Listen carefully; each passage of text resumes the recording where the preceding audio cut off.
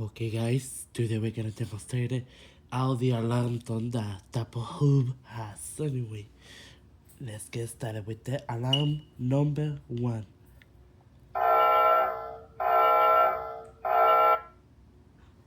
Now alarm number 2.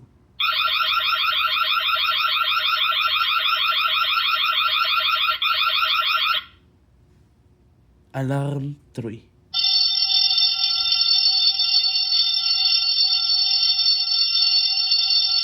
Alarm 4.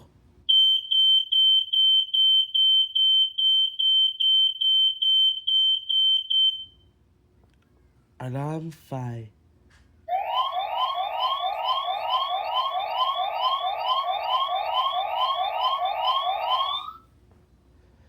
And the rest of the stuff are different, so yeah, that's all the alarm they have. So I hope you enjoy the video. So thanks for watching, like and subscribe for more.